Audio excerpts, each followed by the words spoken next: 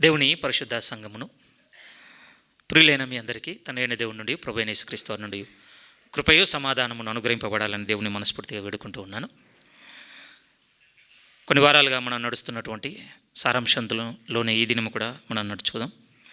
దేవుని ఎడల భయభక్తులు కలిగి ఉండుట అన్నటువంటి ఉద్దేశమును మనం ముందు పెట్టుకొని దేవుని వాక్యంలో మనం స్థిరంగా నడుస్తున్నాం. ప్రియమైన వాళ్ళారా, చాలా వారాలయ్యే కొన్ని సంగతులు మీకు గుర్తున్నాయి, కొన్ని గుర్తులేవు. నేను అంగీకరిస్తాను. కానీ ఒక విషయాన్ని బట్టి సంతోషం కలుగుతుంది. మీరు అనేకులు మరలా దేవుని ఎడల ఒక స్థిరమైన గురి కలుగుటకు ఈ వర్తమానాలు దోహదపడ్డాయి అని విన్నప్పుడు చాలా ఆనందం కలిగింది. ప్రియమైన వాళ్ళారా, అందుకు దేవుడు నాకు చేసిన సహాయమును బట్టి, ఆయన ఎడల మీరు కలిగి ఉన్నటువంటి ఆసక్తిని బట్టి ప్రభునందు ఎంతగానో సంతోషిస్తూ ఉన్నాను. దయచేసి యోబు గ్రంథంలోనికి మీరు రాగలిగినట్లయితే ఒక లేఖనాన్ని చదువుతాను. ఈ లేఖనం మనం ఆలోచించవలసిన రీతిగా రాయబడి ఉన్నది. దయచేసి చూడండి, 23వ అధ్యాయంలోనికి మీరు వస్తే, పోయిన వారం మనం చూసుకున్నాం యోబు యొక్క జీవితంలో దేవుడు ఎంత బలమైన సాక్ష్యం ఇచ్చి ఉన్నాడో. తన బ్రతుకు దినములంతటా దేవుని ఎడల భయభక్తులు కలిగి నడుచుకున్నటువంటి వ్యక్తి అట ఆయన. అతని వంటి వాడు మరెవరు లేడు. ఎన్నిసార్లు ఆయన గురించి చెప్పినా దేవుడు ఆ మాట మరలా ప్రస్తావించినట్టుగా మొదటి 2 అధ్యాయాల్లో మనకు కనపడుతుంది. అలాంటి వ్యక్తి దేవుని ఎడల ఆ గురి కలిగి ఉండుటకు, దేవుని ఎడల భయభక్తులు కలిగి ఉండాలన్నటువంటి ఆలోచన కలిగి ఉండుటకు, అసలు ఆయన డే టు డే లైఫ్ ఎలా ఉండే అనంటే ఒక మాట ఇక్కడ మనకు గుర్తు చేస్తుందండి. ఇది చాలా లోతుగా తగిలింది ఈ వారకాలంలో నా రెగ్యులర్ స్టడీలో. దయచేసి మీరు చూడగలిగితే 23వ అధ్యాయము, వాస్తవానికి 10వ వాక్యం నుంచి జాగ్రత్తగా చూద్దాం. మనకు కొంచెం పరిచయం ఈ వాక్యాలు. ఒక పాట కూడా చాలా బాగా రాయబడి ఉంది ఈ లేఖనాలను ఉద్దేశించి కూడా. మనం చూడగలిగితే, నేను నడుచు మార్గము ఆయనకు తెలియను, ఆయన నన్ను శోధించిన తర్వాత నేను సువర్ణం వలె కనబడుదును. ఆ తర్వాత అన్న మాటలు, నా పాదములు ఆయన అడుగుజాడలు విడవక నడిచినవి, నేను ఇటు అటు తొలగక ఆయన మార్గమును అనుసరించి తిని. ఏ విధంగా నడుచుకున్నాడో చెబుతున్నాడు కదా. అలా చెప్పుకుంటూ కిందికి రాగలిగితే 15వ వాక్యంలో ఒక మాట అంటాడు, కావున నేను ఇలా నడుచుకున్నాను గనక, కావున ఆయన సన్నిధిని నేను కలవరపడుచున్నాను. రెండో మాట అంటూ, నేను ఆలోచించున్నప్పుడల్లా ఆయనకు భయపడుచున్నాను. ఇది బాగా ఆకర్షించిందండి మాట. ఏమంటున్నాడు తెలిసేనా? ఆలోచించినప్పుడల్లా నేను భయపడుతున్నాను ఆయనకి. దేవుని ఎడల మనం అందరం భయభక్తులు కలిగి ఉండాలన్నటువంటి ఈ శీర్షిక ద్వారా మీ అందరితో కలిసి నడవడంలో నా ఉద్దేశం కూడా ఏమిటి అనంటే, ఈ అడుగులు కావాలి ప్రియమైన వాళ్ళ మనలో కూడా. ఆయనను గురించి మనం ఆలోచించినప్పుడల్లా ఆయనకు భయపడేటువంటి ఆ రెస్పెక్ట్ మనం చూపించాలి. థ్యాంక్ అది చాలా మీలో మొదలైంది. ఓకే, ఒక 4-5 వీక్స్ బ్యాక్ ఉన్న యాటిట్యూడ్ కంటే ఇప్పుడు చాలా చేంజ్ అయింది ఆయన పట్ల. ఆయన పట్ల మనం కలిగి ఉన్నటువంటి అవగాహన మరికొంత స్థిరం చేసుకున్నాం. ఒకలా చూసాం, లేదు ఇంకొంచెం సీరియస్గా చూడాలి నా దేవుణ్ణి, నేను ఇంత సాధారణంగాను లేకపోతే క్యాజువల్గా నేను తీసుకుంటే కుదరదు. దేవునికి ఇవ్వవలసినటువంటి ఒక రెస్పెక్ట్ మన హృదయాన్ని తాకింది. అందుకు దేవునికి స్తోత్రము. అదే ఈ మాట ఆకర్షించిందండి. అరే, ఎలా నడుచుకున్నాడు యోబు గారు ఆయన అంటున్నమాట. నేను ఆయన గురించి ఆలోచించినప్పుడల్లా ఆయనకు భయపడుతున్నాను నేను. ఇది మనకు ఎప్పుడు వస్తుంది అని అంటేనండి, అయితే భయంకరమైన తప్పు చేసినప్పుడన్నా వస్తుంది మన ఇప్పుడున్న స్టేట్లో, మనకి ఇప్పుడున్న స్థితిలో. లేకపోతే తీవ్రమైన నష్టము, అనారోగ్యం అన్న వస్తే మనకు వస్తుంది. కానీ యోబు స్థితి అది కాదు ప్రియమైన వాళ్ళారా. మనకు పరిచయం అయినప్పుడు యోబు జీవితం ఎలా ఉంది అని అంటే అన్నీ కోల్పోయినట్టుగా పరిచయం అయిందండి, అంతే కదా. కానీ ఆ మొదటి అధ్యాయానికి ముందు ఆయన లైఫ్ని ఆలోచిస్తే చాలా చక్కగా దేవుని చేత దీవింపబడినవాడు, ఆశీర్వదింపబడినవాడు, ఆస్తి కలిగినవాడు, ఐశ్వర్యం కలిగినవాడు, ఘనత కలిగినవాడు, గొప్ప పేరుంది ఆయనకి. 10 మంది పిల్లలు ఉన్నారు. యోబు పేరు చెప్తే పెద్దోళ్ళు కూడా నిలబడేవారటండి. ఆయన దారిలో వెళ్తున్నప్పుడు ఆయనకంటే వయసులో పెద్దవారు కూడా ఆయనకు గౌరవం ఇచ్చేవారు అని అంటే మీరు ఒకసారి ఆలోచించండి ఆయన వ్యక్తిత్వం ఎలాంటిదో. అందరికీ దొరకదండి అది. పెద్దవారు కూడా నమస్కరించాలన్నటువంటి మనసు చిన్నవాడిని ఎడల కలిగి ఉండాలి అని అంటే అబ్బో అంత సులువు కాదు ప్రియమే. అలాంటి వ్యక్తిత్వం అంటే ఇంకంతే, గోల్డ్. క్యారెక్టర్ విషయంలో ఆయన గోల్డ్ అన్నమాట. అట్లుంటేనే దొరుకుతుంది అలాంటిది. ఎందుకు వచ్చింది అని అంటే అంత అంత అంత మంచి స్థితిలో అసలు దేవుని గురించి యోచన చేయనవసరం లేనంత, అంతే కదా. అన్ని స్థితిగతులు బాగుంటాయి, మనం లీస్ట్ ప్రయారిటీ దేవుని మన హృదయంలో ఇచ్చేది.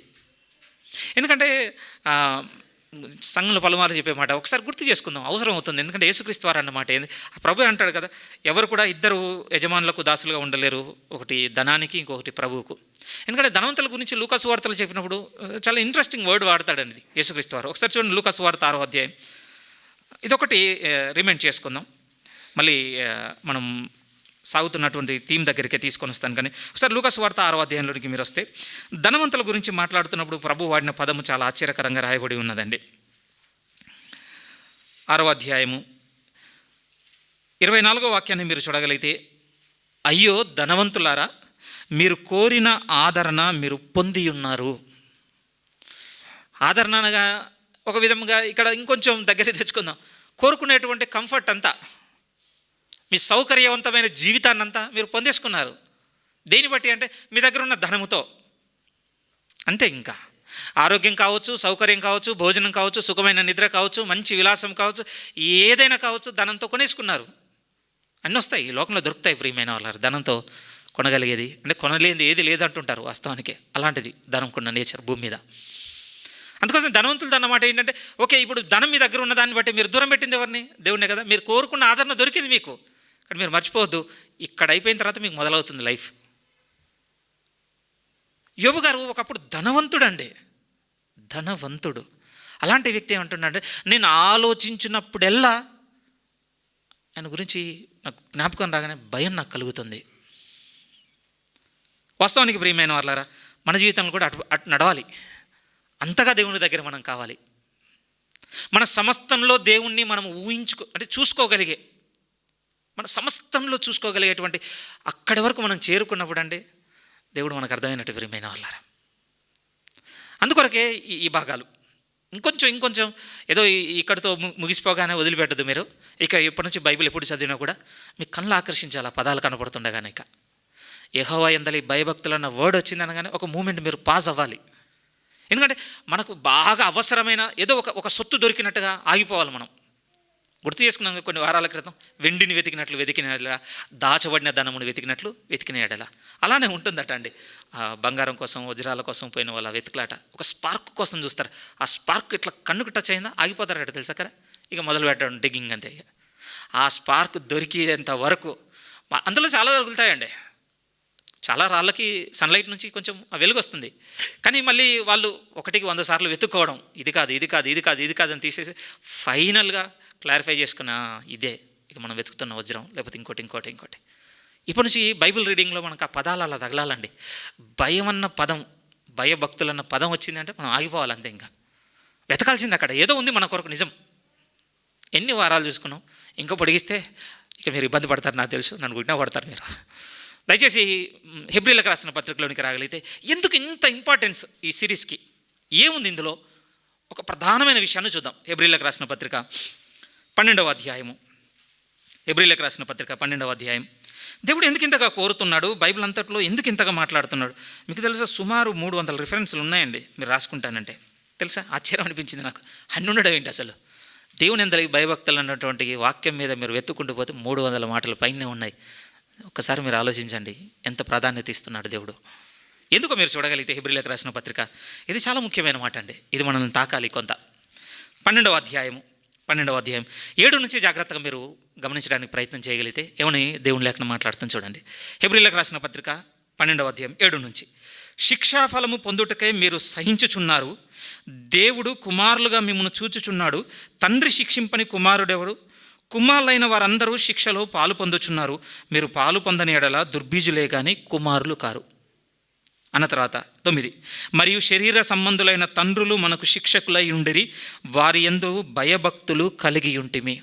ఒక మూమెంట్ టైం తీసుకొని ఒక ప్రశ్న అడగాలనుకుంటున్నాను. ఎందుకంటే దేవునితోనంటే ఇంత నియర్ రిలేషన్ ఇంకా మనకు స్టార్ట్ అవ్వలేదు.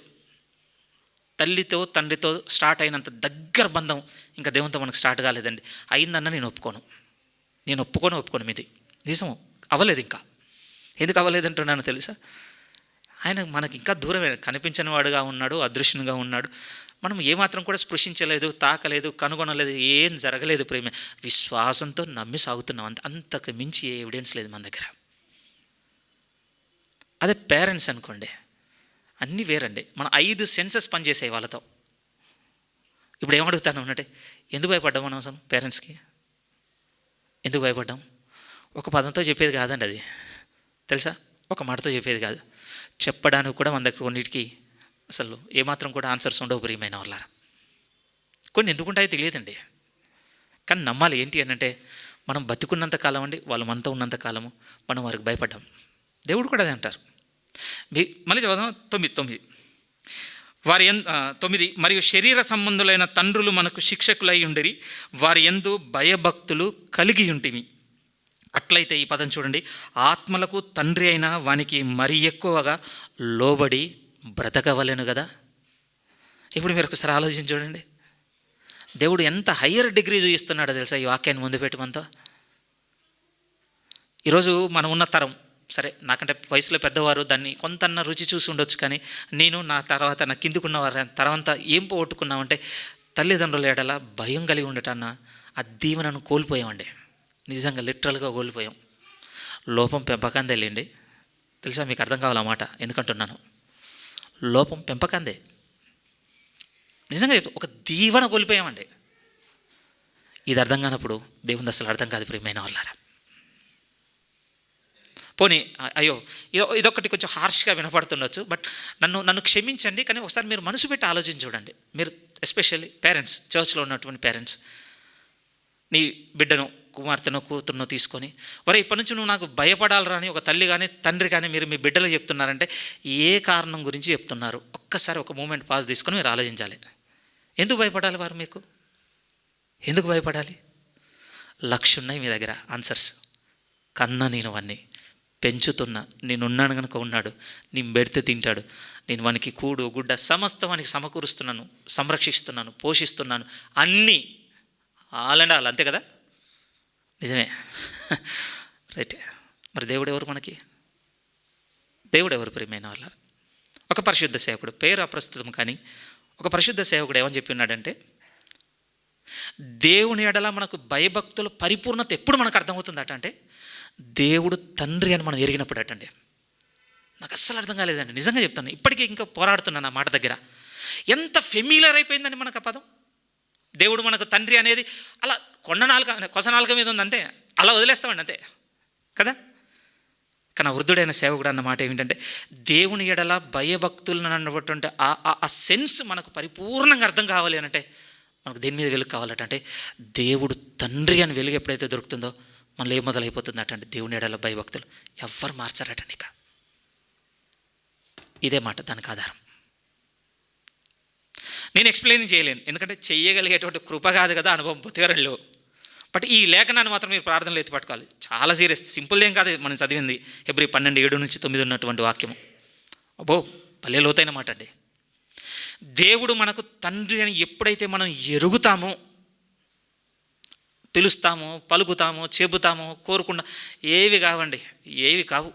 ఇక్కడి వరకు వచ్చి ఆగిపోయాం మనం. కానీ భయభక్తులు ఎప్పుడు మొదలవుతాయటంటే, దేవుడు తండ్రి అని వెళ్ళనైనప్పుడు. అందుకోసమే ఒకసారి పేరెంట్స్ని అడుగుతున్నాను, ఒకసారి మనల్ని చేలువుడు కూడా తీసుకెళ్తానండి. మనల్ని ఇప్పుడు పిల్లల్ని చేసుకుందాం. సంఘంలో ఉన్నటువంటి పిల్లల్ని అడుగుతున్నాను, నా లాంటి వాళ్ళని అడుగుతున్నాను, పెద్దలను కూడా అడుగుతున్నాను.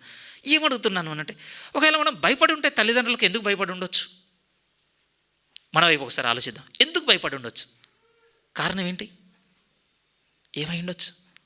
ఇన్సెక్యూరిటీయా? మేబీ అది అయి ఉండొచ్చేమో. ఒక పదంలో సంప్రభ చేస్తున్నాను దాన్ని, అంతే. కొంత అది అయి ఉండొచ్చేమో.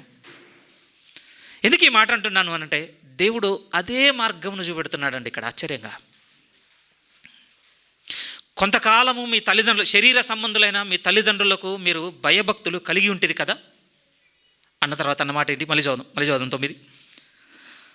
మరియు శరీర సంబంధులైన తండ్రులు మనకు శిక్షకులై ఉండరి, వారి యందు భయభక్తులు కలిగి ఉంటిమి.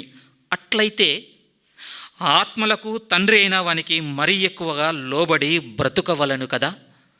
ప్రశ్న మనం అందరం ఆన్సర్ చేయాల్సినటువంటి ప్రశ్న ముందు పెడుతున్నాడు భక్తుడు. ఆలోచిస్తున్నాం మనం. ఆత్మలకు తండ్రి అయిన వానికి మరీ ఎక్కువగా భయపడి బ్రతకవలను కదా. చేపట్టగలమా ఈ మాటని ఈ సంవత్సరం మనం? ఏ మాటని అంటే, నా దేవునికి మరీ ఎక్కువగా నేను భయపడి బ్రతుకుతానన్న మాటను చేపట్టగలమా? చేపడదాం, నిశ్చయంగా తీసుకుందాం ఈ మాటని. మనకు శక్తి సరిపోదు, నేను ఒప్పుకుంటాను, కొంతకాలం తర్వాత మళ్ళీ మర్చిపోతుండొచ్చు. మనం వెరీ బ్యాడ్ ఎట్ మెమరీ కదా, అంతే అని పోతూ ఉంటాయి లోపల నుంచి. మళ్ళీ మనకు గుర్తొచ్చినప్పుడు దేవుని వాక్యం చదివినప్పుడు మళ్ళీ అటువైపు చూద్దాం. కానీ ఏం పట్టుకుందామంటే, నా దేవునికి నేను మరీ భయపడి బతకాలన్నటువంటి ఆలోచన కళ్ళ ముందు పెట్టుకుందామండి. మీరు చెప్పండి, కొన్ని మన కళ్ళ ముందు ఉన్నవి మనకు డిసిప్లిన్ ఇవ్వటం లేదా? అగ్ని ఉందనుకో, ఫైర్, అది మన కళ్ళ ముందు ఉన్నంతకాలం భయపడుతూనే ఉంటామండి, అందులో డౌటే లేదు. అది ఏమైనా డౌట్ ఉందా మీకు? లేదు, నెవర్. ఇది కదా మన కళ్ళ ముందు ఉంది. ఈ మాట కూడా పెట్టుకుందాం, తప్పే ఉంది. కళ్ళ ముందు పెట్టుకోవాలంటే ఏం చేయాలంటే రాసుకోండి ఇంట్లో కూడా, పర్వాలేదు, తప్పే ఉంది చెప్పండి. మంచిగా మీకు ఇచ్చిన ఈ ప్రామిస్ కార్డులు ఇంట్లో కొంతమంది పేస్ట్ చేశారట, అది హ్యాపీ. ఇలాంటివి కూడా కొన్ని ప్రామిస్ ప్రెస్ చేసి పెట్టుకోండి ఇంట్లో. నా హృదయంలో, నా ఆలోచనలో ఉండటం లేదు అని అంటే మన కళ్ళ ముందన్న పెట్టండి. ప్రియమైన వారలారా, ఆత్మలకు తండ్రి అయిన దేవునికి మరి ఎక్కువగా లోబడి నేను బతకాలి. కింద రీజన్ చెప్తాడండి, ఎందుకు ఇంతగా కోరుతున్నాడటండి. ఇప్పుడు ఈ మాటలు చూడండి. 10, వారు కొన్ని దినముల మట్టుకు తమకిష్టం వచ్చినట్లు మనల్ని శిక్షించిరి. రీజన్ చెప్పాడు తెలుసా దేవుడు ఇక్కడ. ఇంట్రెస్టింగ్ అండి. అసలు పేరెంట్స్ ఎందుకు శిక్షించారో రీజన్ చెప్పడండి. హానెస్ట్లీ, అంటే నాకు అనుభవం లేదు కానీ మీరు ఒకసారి ఆలోచించండి. నిజంగానే మీరు ఎందుకు శిక్షిస్తున్నారో రీజన్ అడిగితే ఏం చెప్తారు చెప్పండి? మీరు ఏం చెప్తారు? సొసైటీలో మీకున్నటువంటి కొంత గుర్తింపు కింద పడుతుంది వాని వల్ల. ఇప్పుడు ఆ రెస్పెక్ట్ కోసం వాడిని డిసిప్లిన్ చేస్తున్నారు మీరు. అంటే ఏమన్నా నన్ను తప్పంటారు మీరు? నేను అస్సలు ఒప్పుకోను, అది రైట్. చాలా మీ విలువ పోతుంది, డిసిప్లిన్ చేస్తున్నారు. మీకు గౌరవం రావట్లేదు, డిసిప్లిన్ చేస్తున్నారు. బాగా ఖర్చు పెడుతున్నారు, డిసిప్లిన్ చేస్తున్నారు. XYZ 100 చెప్తాను. దాని వెనుక వానికి బెటర్ ఫ్యూచర్ ఉంటుందన్న మాట ఉండొచ్చు అని ఎవ్వరు గ్యారంటీ ఇవ్వలేరండి. ఇస్తారా మీరు ఏమన్నా? ఎవ్వరు ఇవ్వలేరు. కానీ దేవుడు కూడా అదేనండి రీజన్ చెప్పడం తెలుసా ఇక్కడ. తమకిష్టం వచ్చినట్టు, ఆ పదం ఉందండి. చూడండి బైబిల్ లిటరల్గా ఆ పదం చూడండి. మళ్ళీ 10 అన్నమాట ఏమంటున్నాడంటే, వారు కొన్ని దినముల మట్టుకు తమకిష్టము వచ్చినట్టు మనల్ని శిక్షించిరి. నేను అనుకుంటున్నాను ప్రియమైన వాళ్ళ, నా మాట తప్పవుతుందేమో కానీ నాకు తెలిసి భూమి మీద మనకున్న ఇష్టంలో మన ఆత్మీయ జీవితాన్ని అయితే మనం కోరుకోమండి. నాకు అనిపిస్తుంటుంది కొంతవరకు, చాలా వరకు, కొంతవరకు ఇక చాలా వరకు కూడా ఇంకేదో భౌతిక సంబంధమైంది. నేను అన్నాను కదా, ఈ దాటి చూడలేని జీవితం అండి మనది. కానీ దేవుడి కింద అంటున్నాడు, ఇది బ్యూటిఫుల్ స్టేట్మెంట్. ఇప్పుడు చదవాలి మళ్ళీ 10. వారు కొన్ని దినముల మట్టుకు తమకిష్టం వచ్చినట్టు మనల్ని శిక్షించారు, కానీ మనము తన పరిశుద్ధతలో పాలు పొందవలనని మన మేలు కొరకే ఆయన శిక్షించుచున్నాడు. అందుకొరకు మరీ ఎక్కువగా ఆయనకు భయపడి మనం బ్రతకాలి ప్రియమైన వాళ్ళారా. ఎందుకు ఇంత సీరియస్ గాడుగా ఉన్నాడు. ఒక విధంగా మన ఎడల ఏం చేసినా కూడా ఉపేక్షించని దేవుడిగా ఎందుకున్నాడు అని అంటే, మనము తన పరిశుద్ధతలో పాలు పొందవలనని మన జీవితాన్ని ఇలా తీసుకొని వెళ్తున్నాడు కనుక ఆయన గురించి ఆలోచించినప్పుడల్లా మనకు భయం కలగాలి ప్రియమైన వాళ్ళారా. ఆ రీజన్ ఉంది చూడండి అక్కడ, మనం ఆయన పరిశుద్ధతలో పాలు పొందినట్లు. కీవర్డ్ తెలుసా మనకు బైబిల్లో. ఈవెన్ అదే 14 వాక్యం చూడండి, అదే అధ్యాయంలో పరిశుద్ధత ఇంపార్టెన్స్, ప్రాముఖ్యత మీరు చూడగలిగితే 14లో ఏమంటున్నాడు చూడండి. అందరితో సమాధానమును పరిశుద్ధతయు కలిగి ఉండుటకు ప్రయత్నించండి అన్న తర్వాత, పరిశుద్ధత లేకుండా ఎవడును, ఇంకా ఎంట్రన్సే లేదంటే మనకి, సీల్డ్ గేట్, అంతే, ఇంకా అయిపోయింది. ఇక్కడ మనం ఎన్నైనా చేయొచ్చండి. ఇక్కడ దేవుని టైటిల్ కింద ఎన్నో గొప్ప అచీవ్మెంట్స్ మనం సాధించి పెట్టి ఉండొచ్చు. ఇది గొప్ప మార్గము, ఇది సూపర్ రిలీజియన్, ఈయనొక్కడే దేవుడు అని ఇంకో 10,000 మందిని లోపల దోయొచ్చు. మనం ఎన్నో చేయొచ్చు. ఇక్కడ చేయలేమని నేనేమనటం లేదు, చేయగలము కూడా. కానీ దేవుడు అంటున్నాడు ఆ రోజు అట్టండి, ఈ క్రెడెన్షియల్స్ ఏవి కూడా ఉపయోగపడవు మనకు. ఆ రోజు ఏవి కూడా ఉపయోగపడవు కదా అని పక్కకుంటే ఉండండి, పర్వాలేదు. అప్పుడప్పుడు అట్టండి 100 వెర్రి మాటలు మాట్లాడడం కంటే ఏది ఉత్తమం అంటుంటారో తెలుసా? నిశ్శబ్దం చాలా ఉత్తమం అంటుంటారు. 100 చెడ్డ పనుల కంటే ఏది ఉత్తమమో తెలుసా? ఏ యాక్టివిటీ లేకుండా శూన్యంగా ఉండడం కూడా ఉత్తమం ప్రియమైన వాళ్ళ. నమ్మాలి కొన్ని వాక్యాలు మనం అలా. ఎందుకంటే మనం ఆయన పరిశుద్ధతలో పాలు పొందినట్లు ఆయన మనల్ని శిక్షించుతున్నాడు కనుక అందుకు భయపడాలండి మనం. ఎక్కడి నుంచి వస్తుంది చెప్పండి మనకి ఇంకా పరిశుద్ధత అన్న జీవితము? భూమి మీద ఇంకేదైనా మనకు ఆపాదించగలదు అనుకుంటున్నారా మీరు? ఇంకేం లేవండి. ఒకే ఒక్క మార్గం, ఆయనకు భయపడితే. దేవుడు అంటున్నాడు ఆయన మనల్ని శిక్షించడం బట్టి ఆయన పరిశుద్ధతలో మనల్ని నిర్మిస్తున్నాడట. అందుకోసం ఏంటంటే దీన్ని సపోర్ట్ చేస్తూ యెషయా గ్రంథంలో ఉన్న మాట కూడా మనం చదవాలి ప్రియమైన. సచ్ ఏ బ్యూటిఫుల్ రెఫరెన్స్ అండి. చూడండి ఒకసారి 66వ అధ్యాయం యెషయా గ్రంథము. ఇది నిజంగా మనల్ని అందరం తాకుతూ ఉండాలండి ఈ మాట చాలాసార్లు. యెషయా గ్రంథము 66వ అధ్యాయము.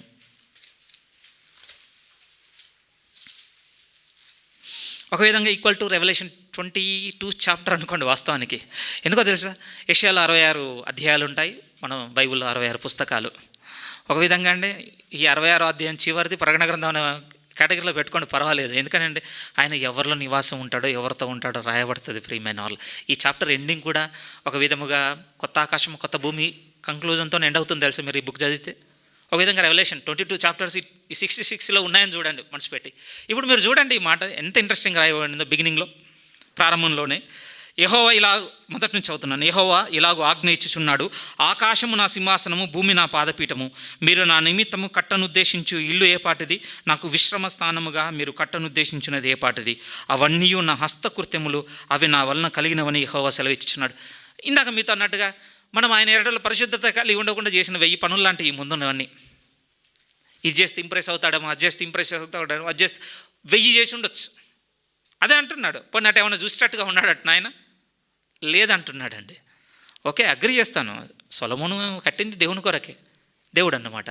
నాకు మనసు లేదు అంతే. ఇంకా మరి ఇంత సీరియస్గా కట్టాడు, నువ్వు కట్టి ఉండొచ్చు, నువ్వు ఇష్టపడి చేసి ఉండొచ్చు. కానీ ఆయన అంటున్న మాట ఏంటో, నాకు ఇష్టం లేదు.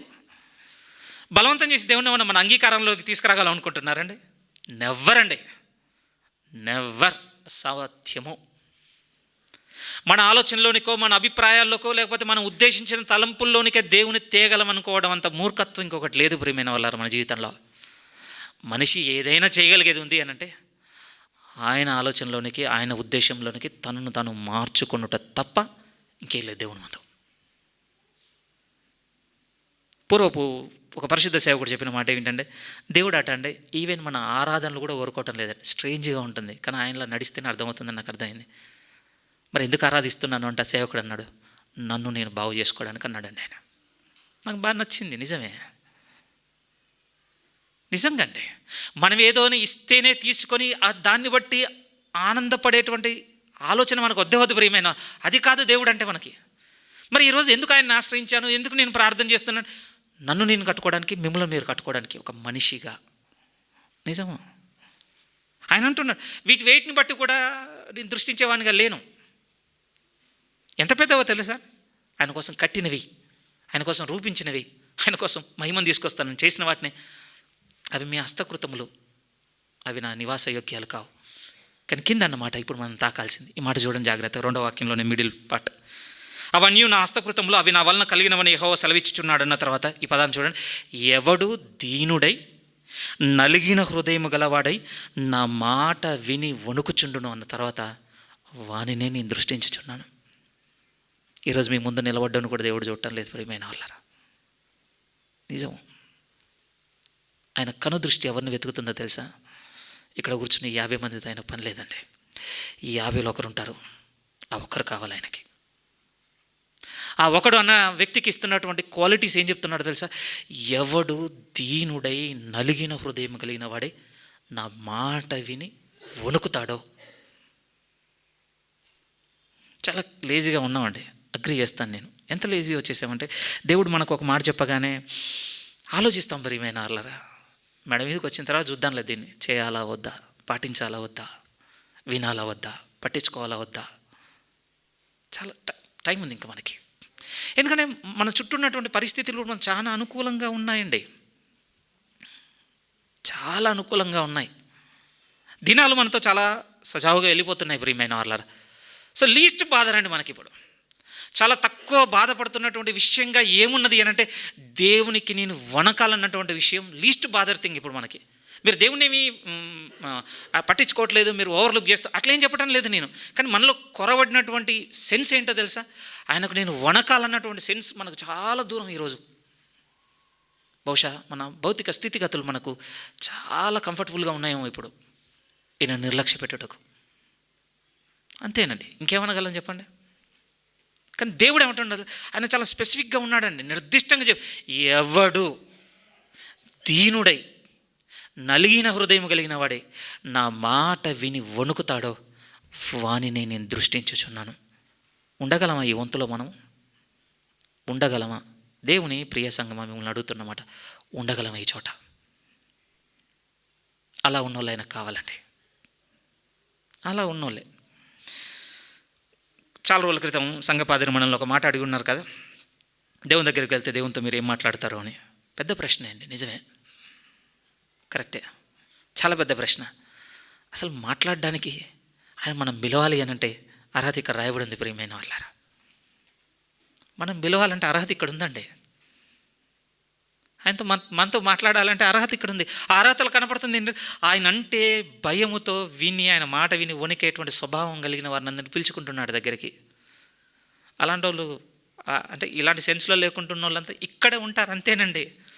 ఈరోజు సోకాల్ చర్చ్గా విలువబడుతున్నటువంటి ఇలాంటి ప్లేసెస్లో గ్యాదరింగ్లో ఉంటారు, అంతే.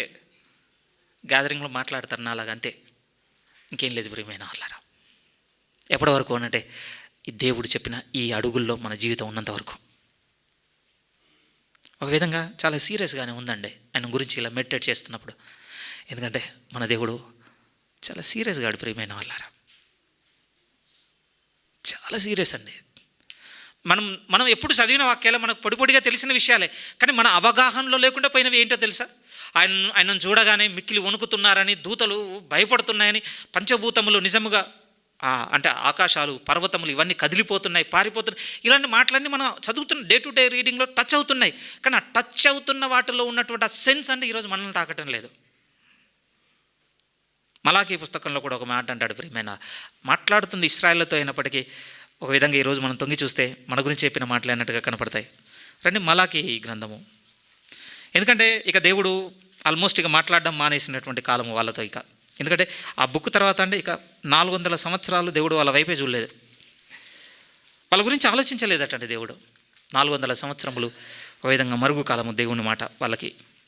మళ్ళీ బాప్తిసం ఇచ్చి యోహాను వచ్చి పలికేంత వరకు 400 సంవత్సరాల పై మాట ఇశ్రాయేళ్లకు దేవుని వాక్యం దూరం అయ్యి, ఆ బిగినింగ్ అంటే ఆ టైం రాక మునుపు దేవుని యొక్క ఆలోచన వాళ్ళ పట్ల ఎట్లుందో మీరు చూస్తే 1వ అధ్యాయంలో బిగినింగ్ చూడండి, 6 నుంచి. మలాకీ గ్రంథము 1వ అధ్యాయం 6 నుంచి. కుమారుడు తన తండ్రిని గణపరచును కదా. సర్టన్, నిజమే. ఈరోజు మీ పిల్లలు మిమ్మల్ని రెస్పెక్ట్ చేస్తున్నారు, వాళ్ళకు కూడా తెలియదు ఎందుకో.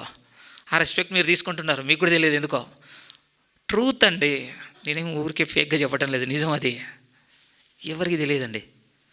కానీ ఫాదర్ సన్ బాండింగ్లో ఏముందో తెలుసా? బిడ్డ తండ్రిని గణపరుస్తాడట. నిజమే. రోడ్డు మీద ఇంకోడ కార్ల దిగగానే పరిగెత్తుకొని పోయి నాన్నని ఇంక కగులించుకుంటాడా? కగులించుకుంటాడా చెప్పండి? నెవర్. అంతే. కార్ల దిగని మనల్ని దిగని మన నాన్న అంతే. గణపరుస్తున్నాం కదా. కుమారుడు తన తండ్రిని గణపరచును కదా. 2వ మాట, నా నామము తన దాసుడు తన యజమానుని గణపరచును కదా. ఓకే, మన దగ్గర ఒకటే ఉండొచ్చు అనుకుందాం ప్రియమైన వాళ్ళారా. ఇప్పుడు ఈ పని వాళ్ళుగా ఉన్న వాళ్ళందరూ ఒక దగ్గర గ్యాంగప్ అయి మాట్లాడుతున్నారనుకోండి, నీ జీతం ఎంత ఇస్తున్నారా? మా వాడు రోజుకు 400 ఇస్తున్నాడు. మీ వాడు ఎంత? మా వాడు రోజుకు 50 రూపాయలు ఇస్తున్నారా? ఇప్పుడు 50 రూపాయలు తీసుకునేటోడు 400 ఇచ్చేటోని 400 యజమాని పట్టుకున్న యజమాని ఏమంటండి? 50 రూపాయలు కూడా యజమాని. ఎందుకంటే 400 వానికి ఇచ్చినంత మంది వీనికిస్తాడు, ఏమన్నా గ్యారెంటీ ఉందా? 50 అయినా 100 అయినా 400 అయినా నా యజమాని నాకు ఇస్తున్నా, నా యజమాని నాకు యజమాని, అంతే. అందరూ క్లారిటీతో ఉన్నారండి, అందరూ క్లారిటీతోనే ఉన్నారు. ఒక విధంగా చెప్పాలంటే మనల్ని పెట్టుకోగలిగితే మనకు పేరెంట్స్ విషయంలో క్లారిటీతో ఉన్నాము, బాస్లో యజమాని విషయంలో క్లారిటీతో ఉన్నాం, అందరితో క్లారిటీతో ఉన్నామండి. ఇప్పుడు క్లారిటీ మిస్ అయింది ఎక్కడో తెలుసా? కింద చెప్తాడు ప్రియమైన వాళ్ళు. ఇప్పుడు చూడండి మళ్ళీ. కుమారుడు తన తండ్రిని గణపరచును కదా, దాసుడు తన యజమానుని గణపరచును కదా. నా నామమును నిర్లక్ష్య పెట్టు యాజకులారా, నేను తండ్రినైతే నాకు రావలసిన ఘనత ఏమాయను, నేను యజమానుడనైతే నాకు భయపడువాడు ఎక్కడున్నాడు? ఏం మిస్ అయింది చెప్పండి ఈరోజు చర్చ్లో? ఏం మిస్ అయింది ప్రియమైన వాళ్ళారా?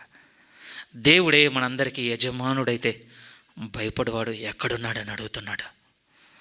మన మనుషులు చెప్పకపోయినా మన అంతరంగ దేవునికి కేక వేయగలమా? దేవా నేను భయపడుతున్నాను చూడని. యెషయా 66లో చదివిన మాట ఇక్కడ కలపగలమా? చూడు దేవా, నేను దీనుడనై నలిగిన హృదయం గలవాడినై నీ మాట విని వణుకుతున్నాను, నన్ను చూడని పిలవగలమా దేవుణ్ణి? ఇక్కడికి నడవాలండి మనం అందరం. ఈ జీవితం కావాలి ప్లీజ్. ఊరికేం చెప్పటం లేదు ప్రియమైన వాళ్ళారా ఈ భావాలన్నీ. నేను ఈ సమయాన్ని ఫీల్ చేయడానికి మాట్లాడుతున్నా, అంతకన్నా కావు. అలా నేను నిర్ణయం తీసుకున్న రోజున ఇక నా ఎర క్లోజ్ అవుతుంది లేండి, అందులో డౌటే లేదు. ఇంకొకరిది బిగిన్ అవుతుంది. ఆ సమయాన్నే ఫీల్ చేయాలన్నటువంటి ఇంటెన్షన్తో మాత్రమే నేను ఉంటే. కానీ మనందరం దేవునితో ఇక సహవాసం, లేకపోతే దేవునితో పెనవేసుకునే జీవితం వైపు అడుగులేస్తే ఈ మాటల్లోకి మనల్ని కట్టుకోవాలి ప్రియమైన వాళ్ళారా. దేవుడు అది చూడాలండి. ఒక ఇలా చెప్తాను, ఇది కూడా నాకు ఎక్స్పీరియన్స్ ఉంది. అయ్యో ఈరోజు అన్నీ నా పరిధి దాటినవి, కానీ ఇంకేం చేయలేకపోతున్నాను. మిమ్మల్ని రెస్పెక్ట్ చేస్తున్న పిల్లలు మీకున్నారనుకోండి, అంటే వాళ్ళతో మీరు టైం స్పెండ్ చేయడంలో మీ ఫీలింగే వేరే ఉంటుందండి. అంతే, ఇంకా ఏది రీప్లేస్ చేయలేదు పోండి. వారి కొరకు మీరు సమకూర్చేటి కావచ్చు, మీరు చేసేటి కావచ్చు, మీకు ఇచ్చే ఆనందాన్ని ఇంత కాదు. ఈవెన్ మీలో చర్చ్లో ఉన్నటువంటి పెద్దలతో ఇప్పుడు మాట్లాడుతుంటే కూడా మీరు కూడా ఎక్స్ప్రెస్ చేసినవి నాకు ఇంకా స్టిల్ రిమెంబర్. మీలో కూడా అయితే డాటరు సన్ను ఒకరు ఫేవరెట్గా ఉంటారు, ఇంక ఏదైనా అంతే, ఇంకా నా కొడుకు లేకపోతే నా బిడ్డ, మంచి బాండింగ్ మాకి. ఎక్కడి నుంచి వచ్చింది అది? ఎక్కడి నుంచి వచ్చింది? మీరు వారు ఆ బంధం కలిగి ఉండటకు వారు మీ ఎరడాలు చూపించేటట్టు ఒక బిహేవియర్ అగ్రీబుల్, అది అంగీకరించాలి ఎవరైనా. ఈరోజు దేవుడు మనతో ఎలాంటి రిలేషన్ కలిగి ఉండాలి, ఏ బేస్ మీద కలిగి ఉండాలి చెప్పండి ప్లీజ్. ఒకసారి ఆలోచించి చూడండి. ఆయన మనతో బంధం కలిగి ఉండాలంటే ఏ బేస్ మీద? నేను తండ్రిని అయితే నన్ను గణపరచువాడు ఎక్కడ? పోనీ నేను యజమానుని అయితే నాకు భయపడవాడు ఎక్కడ? అడుగుతున్నమాట ఎంత స్పష్టంగా ఉంది చూస్తున్నారు. భూమి మీద బాగుతున్నాయి. తండ్రులను కుమారుడు గణపరుస్తున్నాడు, యజమానుని దాసుడు గణపరుస్తున్నాడు. ఈ రెండిట్లో ఏదో ఒక సెక్షన్లో పెట్టి చూడండి నన్ను ఫస్ట్. నేను ఒకవేళ తండ్రిని అంటున్నారా, అయితే నన్ను గణపరచుటేది, మరి నన్ను గణపరచుటేది. పోనీ ఇక నన్ను తండ్రి అన్నంత దగ్గరికి రాలేకపోతున్నారా, ఒక స్ట్రిక్ట్ యజమానిగా చూస్తాను, సరే పోనీ కొద్దిసేపు యజమాని అనుకుంటా, మరి నాకు భయపడుటే ఎక్కడ? ఎందుకు ఈ మాటలు అడుగుతున్నాడు తెలుసా ప్రియమైన వాళ్ళారా? తెలియకుండానే ఇన్నేళ్ళు ఈ దేవునితో నడిచేసరికి ఈ దేవుడి మీద ఒక విధంగా బలహీనమైన ఆలోచన వచ్చిందండి ఇశ్రాయేలుకి. అయిపోయింది మన పరిస్థితి ప్రియమైన వాళ్ళారా. దినదినము ఈ దేవుడు అంటే సీరియస్నెస్ పెరుగుతుందా, మనకి బలహీనత వస్తుందా? పోయిన వారం మనం చూసుకున్న సందర్భాలన్నీ ఎలా ఉండేనంటే, దేవుని ఎడల మనం భయభక్తులు కలిగి ఉంటే దేవుడు మనకు అనుగ్రహించేటువంటి ఆశీర్వాదంలో చాలా మనం నోటీస్ చేసాం ప్రియమైన వాళ్ళారా. ఆయన కృప దొరుకుతుంది, ఆయన దీవెన మనకు దొరుకుతుంది. ఇంకా స్థిరంగా చెప్పాలంటే ఆయన మనకు ఒక దూతను నియమిస్తాడు, మనకి ఏ కొదవ లేకుండా కాపాడుతాడు. చాలా ఎన్నో చూసాం మనం. ఆయన నిబంధన వెల్లడి చేస్తాడు, ఆయన మర్మములు తెలుపుతాడు, ఆయన మార్గములు మనకు వెల్లడి చేస్తాడు. పోనీ అన్ని స్పిరిచువల్ అయినా ఫిజికల్గా ఏమి ఇవ్వడంటే మనకు ఆయుష్ను, దీర్ఘాయువును, ఒక విధంగా తృప్తిని, అపాయం లేకుండా జీవితాన్ని, ఘనతను, ఐశ్వర్యమును, వీటన్నిటిని ఇస్తాడని పోయిన వారం చూసామండి. మరి ఈ వారం మీతో ఏం చెప్పాను అంటే, ఒకవేళ దేవుని ఎడల భయభక్తులు లేకపోతే మనం ఏం కోల్పోతాం కూడా చూద్దాం అనుకున్నాం కదా. సింపుల్ అండి. పోయిన వారానికి అంతా రివర్స్ అంతే లైఫ్, అంతే కదా. పోయిన వారం అన్ని ప్లస్లో, వాటికి అనుకూలంగా మనం బతకలేదు అనుకోండి, అన్ని మైనస్లు అంతే. ఇంకా జీవం ఉండదు ప్రియమైన వాళ్ళ, ఘనత ఉండదు, ఐశ్వర్యం ఉండదు, లేమి, కొదవ, అనారోగ్యము, అవమానము, విసుగు, కలవరము, ఇవి వస్తాయండి దేవుడు మనకు తోడు లేకపోతే. ఒక స్థిరమైన లేఖనాన్ని చదువుదాము. ఇశ్రాయేలును బట్టి రాస్తున్న మాట అయినప్పటికీ ఇప్పుడు మనం తెచ్చుకుందాం. మనం ఇర్మియా గ్రంథంలోనికి మీరు వస్తే ఇది కొంచెం మనం డీటెయిల్గా మెడిటేట్ చేయాల్సింది. మీరు ఆ తర్వాత ఈ చాప్టర్ చదువుకోవడానికి ప్రయత్నం చేయండి ప్లీజ్. ఒకసారి మీరు చూడగలిగితే ఇర్మియా గ్రంథము 2వ అధ్యాయము, ఇర్మియా గ్రంథము 2వ అధ్యాయము చాలా సీరియస్గా ఉంటాయండి. ఇర్మియా ప్రవక్త మాటలు ఇశ్రాయేలీలతో. చాలామంది సేవకులు స్థిరంగా చెప్పే మాట ఏమిటి అని అంటే, అంత్య దినాలకు చాలా దగ్గరగా ఉంటాయట అండి ఇర్మియా యొక్క మాటలు. ఎందుకంటే పూర్తిగా దేవునికి విరోధమైపోయినటువంటి స్థితిగతులు వచ్చేసాయి ఇశ్రాయేళ్ళకి. ఇక బబులోను చెరలోనికి పంపిస్తున్నటువంటి పరిస్థితులు. దాని ముందు ఎలా ఉంది అంటే ఇశ్రాయేల్ నేచర్ ఇక దేవుని కంప్లీట్గా పక్కకు పెట్టేశారు ప్రియమైన, అంత దూరం వెళ్ళిపోయారు. బహుశా రేపటి రోజున దేవుడు కూడా క్రీస్తు విరోధి పరిపాలన స్టార్ట్ అవ్వడానికి వన్ టైం పరిపూర్ణమై వాడు ఎగ్జిస్టెన్స్లోనికి వచ్చే ముందు మనం కూడా ఇలానే ఉంటామేమో, వీళ్ళలానే ఉంటామేమో. అప్పగించాలి కదా దేవుడు, విరోధమైన వానికి ఒకరికి అప్పగించాలంటే ఆ ముందు పడిపోయే స్థితిగతులు ఇలానే ఉంటాయి. అందుకోసం ఒక సేవకుడు తన సంఘంలో స్థిరంగా ఇది నడిపిస్తుంటాడండి. దాని గురించి ఇప్పుడు మీకు అనవసరం, కానీ ఆయన ఇది గురిగా పెట్టాడు ఆ సంఘంలో. ఇర్మియా గ్రంథాన్ని వాళ్ళు చదవడం ఉంది, దీనికి సంబంధించినటువంటి ప్రసంగాలు ఉన్నాయి, దీనికి సంబంధించిన పెద్ద బైబిల్ స్టడీ ఉంది. నేను షాకింగ్ అనిపించింది, ఎందుకు ఇంత సీరియస్ స్టడీ అని అంటే కంపేర్ చేసినప్పుడు చాలా దగ్గరగా ఉన్నాయండి పరిస్థితులు. సో ఇప్పుడు అంత మేజర్ స్టడీ కాదు, కానీ ఒక మాట చూడండి మనం తాగుతుంది ఇప్పుడు ఈ సమయంలో. ఆ మాట 2వ అధ్యాయము మీరు చూడగలిగితే 2వ అధ్యాయం ముందు 13 చూడండి. నా జనులు 2 నేరములు చేసి ఉన్నారు, జీవజలముల ఊటనైన నన్ను విడిచి ఉన్నారు, తమ కొరకు తొట్లను అనగా బద్దలై నీళ్లు నిలవని తొట్లను తొలిపించుకొని ఉన్నారు. ఇశ్రాయేలు కొనబడిన దాసుడా, ఇంట పుట్టిన దాసుడా కాడు కదా, అతడేలా దోపుడు సొమ్మాయను. కొదమ సింహములు వానిపైన బొబ్బలు పెట్టి గర్జించెను, అవి అతని దేశమును పాడు చేసెను, అతని పట్టణంలో నివాసములు లేక పాడైపోయాను. ఏమైపోయింది అటు తెలుసండి, 2 చాయిస్లు తీసుకున్నారట లైఫ్లో ఇశ్రాయేల్లో. ఆ 2 చాయిస్లలో ఫస్ట్ చాయిస్ ఏంటంటే దేవుని విసర్జించాలనుకున్నారట. ఏంది, ఇది కూడా ఒక చాయిసా? ఇది కూడా ఒక చాయిసా అండి? మన జీవితంలో ఇది ఉంది ప్రియమైన వారలారా, చూసుకోగలుగుతున్నావా? ఏమండి, కొన్ని మన నిర్ణయాలలో అది కొట్టొచ్చినట్టుగా కనపడుతుందండి. వదిలేసాం దేవుని అక్కడ మనం. నిజంగా అది మనం తీసుకున్న నిర్ణయం అండి. ఈ మధ్య ఒక సేయింగ్ అండి, అక్కడ ఇక్కడ బాగా తగులుతుంది నాకు. 0 రిగ్రెట్స్ అట. ఇక జీవితంలో మీరు చేసిన దేన్ని బట్టి కూడా బాధపడకండి, దేని గురించి మీరు పశ్చాత్తాపడండి. ఎందుకంటే మీరు ఆ సమయంలో చేసినప్పుడు అది ఒక్కటే రైట్, ఆ సిచ్యువేషన్లో అదే రైట్ కనుక అది మీరు చేయగలిగారు. దానికంటే ఆల్టర్నేట్గా ఇంకొక బెటర్ థింగ్ ఉంటే మీరు చేసి ఉండొచ్చు కదా ఆ రోజే. చేయలేకపోయింది ఎందుకంటే ఆ రోజు అది తప్ప ఇంకొక బెస్ట్ థింగ్ లేదు మీ లైఫ్లో. ఆ టైంకి, ఆ మూమెంట్కి, ఆ సిచ్యువేషన్కి అది చేయడం రైట్ కనుక మీరు చేశారు కనుక ఎందుకు మీరు రిగ్రెట్గా ఫీల్ అవుతున్నారు? రిగ్రెట్ అవ్వకండి. అరే ఇదేదో బాగుంది అనిపించింది, మీరు ఒకసారి ఆలోచించండి. అలా చూస్తే ప్రియమైన వారలారా, మనిషి తన తప్పును ఎంపిక చేసుకునేది ఎప్పుడు? మనం కూడా దేవుణ్ణి విసర్జించే దగ్గర అండి ఆ మూమెంట్కి, ఆ టైంకి అది చేయడం అదే రైట్ అనిపిస్తుంది అండి. నేను క్రైస్తవుని కాదని మన విలువలను లేకపోతే మన గుర్తులను వదిలేసేటువంటి నిర్ణయాలు మెడమర్చి చెప్పలేను, ఇక్కడ చెప్తే అందరం బాధపడతాం. కానీ ఒక క్రైస్తవునిగా, నేను ఒక క్రైస్తవుని అని మన విలువల్ని, మన గుర్తుల్ని వదిలేసి తీసుకునే నిర్ణయాలు ఉంటాయండి ప్రతి ఒక్కరి జీవితంలో. ఇశ్రాయేలు కూడా అదే చేశారట. జీవజలముల ఊటనైనా నన్ను విసర్జించేశారు. రెండోది ఏంటో తెలుసా, నిలవనివి. నిజంగా మాట మనం తాకాలండి, నిలవనివి. ఎదికి మాట అంటున్నాను తెలుసా? ఒకరోజు మనం దేవుని విసర్జించి తీసుకున్న ఒక నిర్ణయం ఉంటుంది కదా, నేను దాన్ని పాయింట్ చేయడం లేదు కదా, మీ మైండ్లో మీకు ఉంటుంది, మైండ్ పెట్టుకొని చూసుకోండి. ఆ రోజు అది నిలుస్తుంది అనుకుని ఉన్నాం, ఇన్ని దినాలు ముందుకు వచ్చాయి కదా, ఎక్కడుందో ఇప్పుడు మీరు చూడండి. దేని కొరకైతే మనం ఆ రోజు దేవుని వదులుకున్నామో ప్రియమైన వారలారా, అది ఈరోజు మనతో లేదు. దానికంటే డిజాస్టర్స్ ఉందని మనతో, నిజం. దాని పర్యావసానాల యొక్క ఫలాలు ఇప్పటికీ కోస్తున్నాం, ప్రతి ఒక్కరి జీవితాల్లో ఉన్నాయి. లేవని మీరు ఏమి మోసం చేసుకోవద్దు. తెలుసా మీకు, ఇశ్రాయేల్ తప్పులో పెట్టి మాట్లాడుతున్నాను, అంతకుమించి నేను ఇక్కడ ఏం చెప్పలేను ఇంకా. కానీ ఉన్నాయి మనలో. 2 తప్పులు చేశారు వాళ్ళు. ఒకటి నన్ను వదిలేయడం, నాకు బతిగా ఇంకొక దాన్ని రీప్లేస్ చేసుకున్నారు లైఫ్లో. ఇప్పుడు నిలబడిందా? బద్దలైపోయింది. ఇలా చెప్పుకుంటూ వచ్చి 19వ వాక్యంలో ఏమంటున్నాడు చూడండి. ఇది తగలాలి, ఇది మన అందరినీ తగలాల్సిన మాట. ప్లీజ్ 19 నీ దేవుడైన యెహోవాను విసర్జించుటయు, నీకు నా ఎడల భయభక్తులు లేకుండుటయు, బాధకును శ్రమకును కారణమని నీవు తెలుసుకొని గ్రహించినట్లు నీ చెడుతనము నిన్ను శిక్షించును, నీవు చేసిన ద్రోహము నిన్ను గద్దించునని ప్రభువును సైన్యములకు అధిపతి యగు యెహోవా సెలవిచ్చుచున్నాడు. దేవుని ఎడల భయభక్తులను వదిలేస్తే ఏం జరుగుతుందో ఇక్కడ క్లియర్గా చెప్తున్నాడు. ప్రియమైన, పనిష్మెంట్ నేనియ్యనయ్యా నీకు. నువ్వు ఎంపిక చేసుకున్న చెడుతనమే నీకు ఒక డెస్టినేషన్ క్రియేట్ చేసి పెడుతుంది. పో. అయ్యో, ఇది కొంచెం ఖర్చుతో కూడుకున్న మాట అండి, శాపంతో కూడుకున్న మాట. వెరీ సీరియస్ అండి. నేను శిక్షించాను నిన్ను. ఎగ్జాంపుల్ ప్రియమైన, బిబ్లికల్గా మాట్లాడుకోగలిగితే, చిన్న కొడుకు వచ్చాడు, ఆర్గ్యుమెంట్ పెట్టుకున్నాడు ఫాదర్తో. నాకు ఇష్టం లేదు నీతో ఉండడం.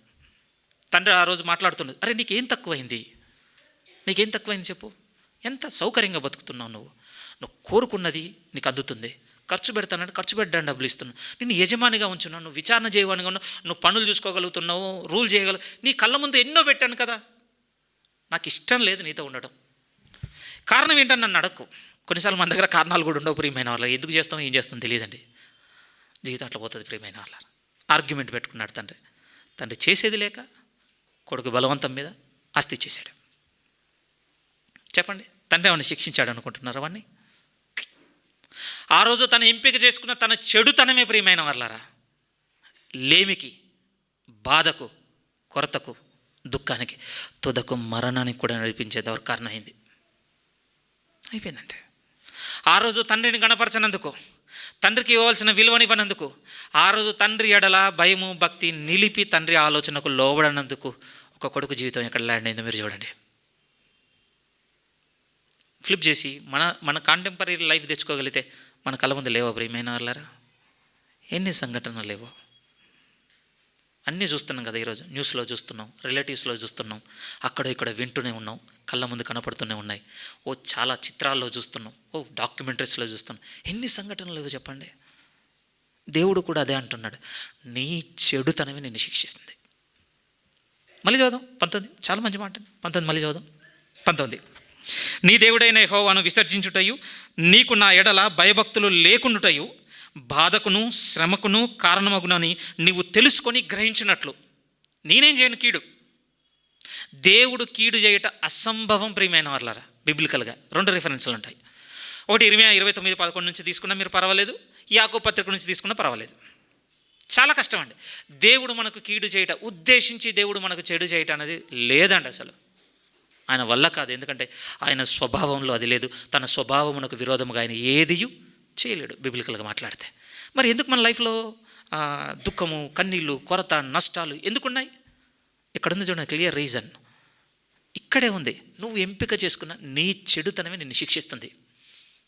మళ్ళీ చదువుదాం 19 మీరు చూడగలిగితే, నీ దేవుడైన యెహోవాను విసర్జించుటయు, నీకు నా ఎడల భయభక్తులు లేకుండుటయు, బాధకును శ్రమకును కారణమగునను నీవు తెలుసుకొని గ్రహించినట్లు నీ చెడుతనము నిన్ను శిక్షించును.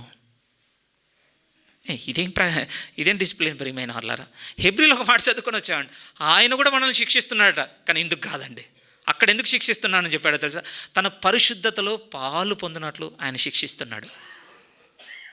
దయచేసి బ్లేమ్ చేయకండి ప్రియమైన వాళ్ళారా. మీ నష్టానికో, మీ కొరతకో, ఇంకో దానికో దేవుని అన్నిసార్లు మీరు బ్లేమ్ చేయకండి ప్లీజ్. లేదు. మనల్ని మనం చాలా చెక్ చేసుకొని బుద్ధి తెచ్చుకోవాల్సిన మాట ఇక్కడ ఒకటి ఉంది. మన చెడుతనాన్ని చూడండి ప్లీజ్. ఎక్కడికి ఇడ్చుకుపోతాడు తెలుసా? శ్రమకి, బాధకి, లేమికి, అవమానానికి, కొరతకి. అది ఎంత క్లియర్గా ఉందంటే వాళ్ళు నువ్వు గ్రహించగలిగినట్లు తీసుకుపోయి ఎంత దూరం పోతుందట. ఒప్పుకుందా? మరోసారి చదువుదాం చూడండి ప్లీజ్. 19, నీ దేవుడైన యెహోవాను విసర్జించుటయు, నీకు నా ఎడల భయభక్తులు లేకుండుటయు, బాధకును శ్రమకును కారణమగునని నీవు తెలుసుకొని గ్రహించినట్లు నీ చెడుతనము నిన్ను శిక్షించును. నీవు చేసిన ద్రోహము నిన్ను గద్దించునని ప్రభువును సైన్యములకు అధిపతియగు యెహోవా సెలవిచ్చుచున్నాడు. దేవుని ఎడల భయభక్తులను వదిలేస్తే ఎక్కడ దిగుతామంటే ఇక్కడ ఆగుతుందండి లైఫ్. అయిపోయింది ఇంకంతే. ఉద్ధరించేవాడే వాళ్ళేడు ప్రియమైన వాళ్ళారా. ఎందుకు ఉద్ధరించాలి చెప్పండి? అయ్యో ఎందుకు ఇలా మాట్లాడుతున్నాడు అంటే మాట్లాడాలి కొన్ని. ఎందుకు ఉద్ధరించాలి ఈ జీవితాన్ని? చెడ్డవని మీరు బాగు చేయాలనుకున్నారు, ఎందుకు చెప్పండి? ఏం ప్రయోజనం? ఎవరిని బాగు చేయడానికి మన మనసు పెట్టాలో తెలుసా? నేను చెడును విడవాలనుకుంటున్నామని బాగు చేయండి, ఉపయోగపడుతుంది ప్రియమైన వాళ్ళ. బహుశా ఎలా చెప్పనా, మేబీ ఇది నా కొంత మెడిటేషన్ అనుకోండి. కొలసి సంఘంలో ఉన్నప్పుడు ఒనేసిము అసలు కూడా బాగా ఉపయోగపడేటట్టుగా లేడండి. చాలా ఇబ్బంది పెట్టాడు ఫిలెమోన్, చాలా ఇబ్బంది పడ్డాడు. అప్పుడేం గుణపరచలేదండి, పారిపోయాడు. కానీ ఖైదులో దొరికాడు అదే వ్యక్తి పౌలుకి. కానీ ఇప్పుడు ఎలా ఉన్నాడు అని అంటే తను మార్చుకోవాలన్న మనసు ఉన్నవాడుగా ఉన్నాడు. మార్చగానే ఎంత ఉపయోగపడ్డాడో తెలుసా? రాసిన మాట అదే. ఒనేసిము అన్న మాటకు అర్థమేమనుకుంటున్నారు? ఇప్పుడు నీకు ఉపయోగపడతాడు ప్రభునంద, ఇప్పుడు నీకు ఉపయోగపడతాడు. ఇలా చూద్దాం ప్రియమైన వాళ్ళారా. ఇప్పుడు దేవా నన్ను ఉద్ధరించు, నన్ను బాగు చేయి. ఒకసారి మీరు ఆలోచించండి. దేవుడు ఇలా ఆలోచిస్తే వీడు ఇప్పుడు నాకు అస్సలు కూడా ఉపయోగపడని స్థితిలో ఉన్నాడు, సో నేను అస్సలు హెల్ప్ చేయనని పక్క పెడితే ఏమైపోతుందండి జీవితం? ఒకసారి మీరు ఆలోచించండి. ఇందులో ఒక బెటర్ డిసిషన్ ఏంటో చెప్పనా? మన చెడు మనకు అర్థమైతే ప్రియమైన దానివల్ల మనం విత్తిన ఫలాలు మనకు బాగా బుద్ధి నేర్పితే ఒకటి అడగగలము. తప్పిపై తిరిగి వస్తున్న కుమారుని మనసును పట్టుకొని పోతే ఉపయోగపడేది మాత్రం దొరుకుతుంది. ఇప్పుడు నేను నా తండ్రి వద్దకు వెళ్ళి ఒక మాట అడుగుతాను. ఎంత చేంజ్ తెలుసా అండి? అది ఎంత చేంజ్ తెలుసా? కంప్లీట్ రివర్స్ ప్రియమైన వాళ్ళారా. మళ్ళీ ఎక్కడికి హెచ్చడం చూస్తాం దేవుడు మనల్ని, అంతే. ఇంకా ఎప్పటివరకు తెలుసా? ఈ మాటలో బుద్ధి రావాలి మనకి. మన చెడుతనం మనకు కొన్ని పాఠాలు నేర్పిన తర్వాత నేర్చుకోవాల్సిందంతే. ఇంకా పెద్ద తప్పు చేసి ఉన్నాను దేవా, వస్తాను మళ్ళీ నీ ఎడల భయభక్తులు కలిగిన జీవితం వైపు వచ్చేస్తాను. ఇంత తక్కువ చెప్తే మనకు ఇంత సింపుల్గా రాదండి బుద్ధి. ప్రాక్టికల్ చాలా నేర్పిస్తుందిలేండి. మంచి లెసన్స్ ముందున్న తర్వాత ఇక్కడ ఎందుకు నేను వదిలేయాలి దీన్ని? ఇంకా ఇక్కడ ఎందుకు మిమ్మల్ని విసిగించాలి చెప్పడంతో. బట్ సీరియస్లీ అండి, సీరియస్లీ మీరు అందరూ ఆలోచించాలి. ఈరోజుది 100 ఏమి యాడ్ చేయనండి, ఒకటే యాడ్ చేస్తానంత. 22:19 సరిపోద్ది ప్రియమైన వారు. దేవుని ఎడల భయభక్తులు విసర్జిస్తే మన జీవితం ఎక్కడ ముగుస్తుందనడానికి ఒక్క మాట చాలు.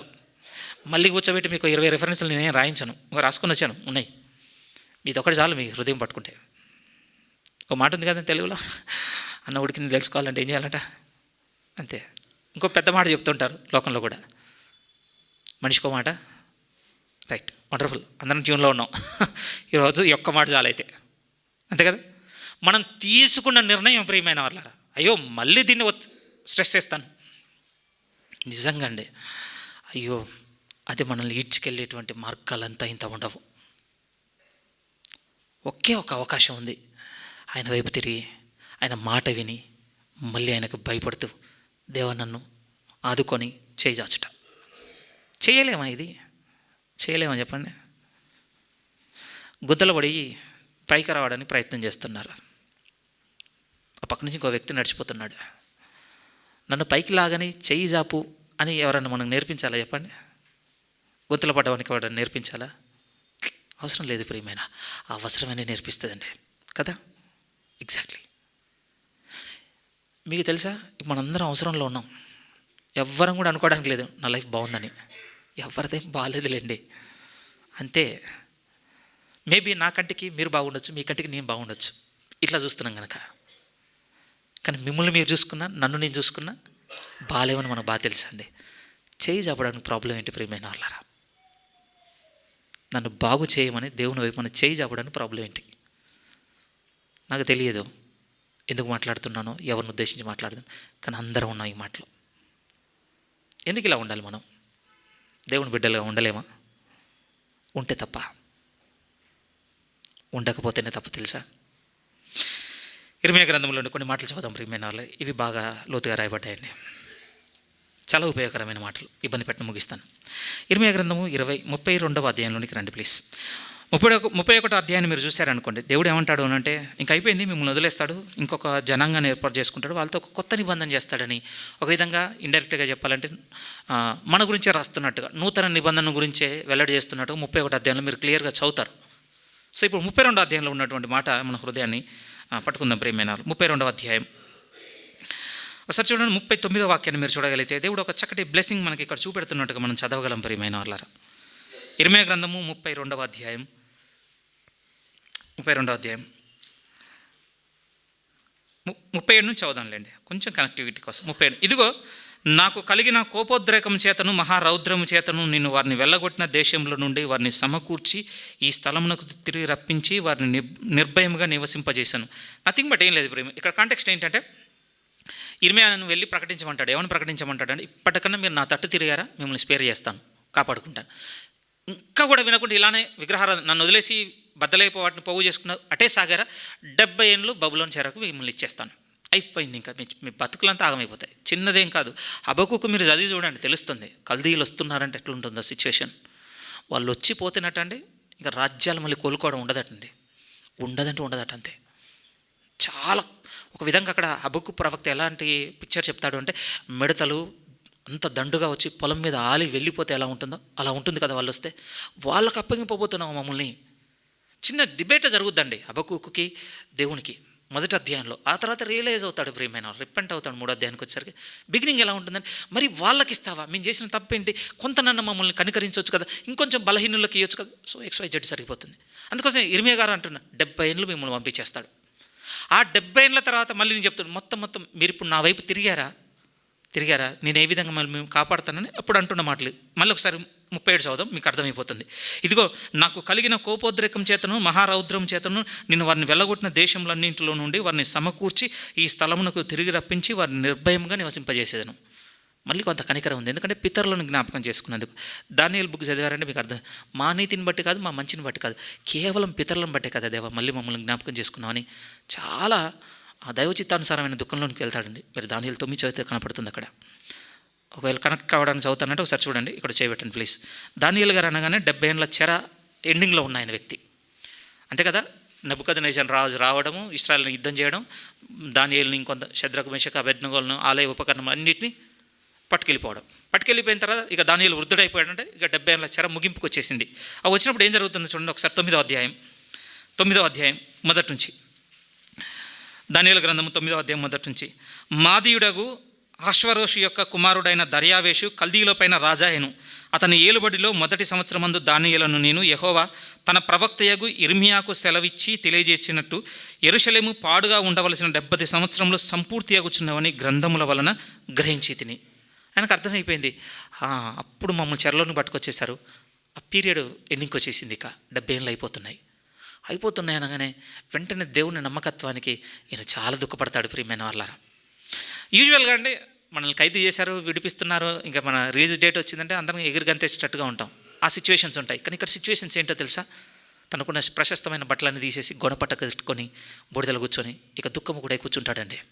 ఎందుకంటే మీ మారకపోయినా మమ్మల్ని విడిపించే కాలానికి 70 ఏళ్ళు సంపూర్తి అవుతున్నాయి అనగానే ఆయన విడిపిస్తాడని దేవుని నమ్మకత్వానికి చాలా బాధపడతాడు. ప్రియమైన వాళ్ళారా, దానియేలు ఆ మాటలు ఎక్కడ కనపడతాయో తెలుసా? మీరు ఒకసారి చూడండి, 13 నుంచి మీరు చూడగలిగితే. 13 మోషే ధర్మశాస్త్రమందు రాసిన కీడంతయు మాకు సంభవించినను మేము మా చెడు నడవడి మానకపోతిమి, నీ సత్యమును అనుసరించి బుద్ధి తెచ్చుకున్నట్లు మా దేవుడైన యెహోవాను సమాధానపరుచుకొనకపోతిమి. మేము మా దేవుడైన యెహోవా మాట వినలేదు గనక ఆయన తన సమస్త కార్యముల విషయంలో న్యాయస్థుడై ఉండి సమయము కనిపెట్టి ఈ కీడు మా మీదికి రాజేసను. ఇలా చెప్పుకుంటూ వచ్చిన తర్వాత ఇక విడిపించి పీరియడ్ గురించి మాట్లాడుతున్నాం. 17 ఇప్పుడైతే మా దేవ, దీనిని బట్టి నీ దాసుడు చేయు ప్రార్థనలను విజ్ఞాపనను ఆలకించి ప్రభు చిత్తానుసారముగా శిథిలమైపోయిన ఈ పరిశుద్ధ స్థలం మీదకి నీ ముఖ ప్రకాశము రానిము. నీ గొప్ప కనికరమును బట్టియే మేము నిన్ను ప్రార్థించుచున్నాము, కానీ మా స్వనీతి కార్యములను బట్టి నీ సన్నిధిని నిలవబడి మేము ప్రార్థించటలేదు. ఎందుకనంటే ఇక నువ్వు ఆలకించి విడిపించటకు రీజను మా నీతి కాదు, మా ఏవి కావు, నీ స్వభావమును బట్టి, నీ గొప్ప నీతిని బట్టే మమ్మల్ని విడిపిస్తున్నావు. అందుకోసం అంటున్నాడు, అక్కడ నడిపిస్తాను, నా కోపోద్రేకం అంతా మల్లుకున్న తర్వాత మళ్ళీ మిమ్మల్ని అందరూ ఇక్కడ పట్టుకొచ్చి ఈ ల్యాండ్లో మిమ్మల్ని నివసింపజేస్తాను. అంత మాత్రమే కాదటండి. ఇప్పుడు మళ్ళీ ఇర్మియా జస్ట్ కనెక్టింగ్ కోసం అక్కడికి వెళ్ళాం కదా, సిచ్యువేషన్స్ ఎలా ఉండే, మనుషులు మారకపోయినా దేవుడు మాత్రం ఆయన యథార్థత చొప్పున జరిగించాడనడానికి రుజువుకి వెళ్ళాం. ఏం చెప్తున్నారు చూడండి ఇప్పుడు ఇర్మియాలోని మళ్ళీ ఒకసారి. ఇర్మియా 32వ అధ్యాయం 37 నుంచి. ఇదిగో నాకు కలిగిన కోపోద్రేకం చేతను మహారౌద్రము చేతను నేను వారిని వెళ్ళగొట్టిన దేశములన్నింటిలో నుండి వారిని సమకూర్చి ఈ స్థలమునకు తిరిగి రప్పించి వారిని నిర్భయంగా నివసింపజేసేదను. వారు నాకు ప్రజలయ్యందురు, నేను వారికి దేవుడనయ్యందును. మరియు వారికిని వారి కుమారులకును మేలు కలుగుటకే వారు నిత్యము నాకు భయపడినట్లు నేను వారికి ఏక హృదయమును ఏక మార్గమును దయచేయుదును. ఇప్పుడు దేవుడే ఒక బ్లెస్సింగ్తో మళ్ళీ మిమ్మల్ని వెనక్కి తీసుకుని వస్తాను. అందులో ఉన్న బ్యూటిఫుల్ బ్లెస్సింగ్ ఏంటో తెలుసా అండి? నీకు నీ పిల్లలకి ఒక హృదయాన్ని ఇస్తాను. అదేంటో తెలుసా? నిత్యము నాకు భయపడేటువంటి హృదయాన్ని ఇస్తాను. నిత్యము నాకు భయపడేటువంటి హృదయాన్ని ఇస్తాను. ఒకసారి మీరు ఆలోచించండి. మీరు ఫాదర్ అవుతున్నారు, మదర్ అవుతున్నారు తెలియగానే ఆశ్చర్యకరంగా దేవుడు మీకు ఒక దర్శనంలో వచ్చి, నా దగ్గర 2 ఆప్షన్స్ ఉన్నాయమ్మా, సన్న డాటర్ అని కాదు, ఇడియాసిటీ అది, కానీ నా దగ్గర 2 ఆప్షన్స్ ఉన్నాయి. మొదటి ఆప్షన్ ఏంటి అని అంటే, విధేయుడు, లోబడేవాడు, ప్రయోజకుడు, గొప్పవాడు, మంచితనం కలిగినవాడు, అన్ని గుడ్ క్వాలిటీస్తో ఒకడున్నాడు నా దగ్గర. వీడు ఎందుకు పుట్టాడా అని వాడు చచ్చేంతకాలం, నువ్వు చచ్చేంత వరకు బాధపడేటువంటి ఇంకొక ఆప్షన్ నా దగ్గర. నీకు ఏది కావాలని అడిగాడు అనుకోండి, లేట్ ఉంటుందా చెప్పండి? దేవుని అడగడం లేట్ ఉంటుందా? ఇంకా వాడే కావాలి నాకు, వీడొద్దనడానికి ఏమైనా లేట్ ఉంటుందా? మూమెంట్ కూడా టైం తీసుకో కదా. ఎందుకు చెప్తున్నాను తెలుసా? ఈ మాట అదే ప్రియమైన వాళ్ళారా, దేవుడు ఇప్పుడు ఏమంటున్నాడు తెలుసా? ఇంత బ్యాడ్ సిచ్యువేషన్స్లో ఉంటే మళ్ళీ నీకు ఏం చేయబోతున్నాను అంటే, నాకు నిత్యము భయపడే హృదయాన్ని ఇవ్వబోతున్నాను. కోరగలవా సంగం? ఈరోజు నాకు ఇవ్వు దేవా అని కోరగలవా? ఈ మాట చదవగానే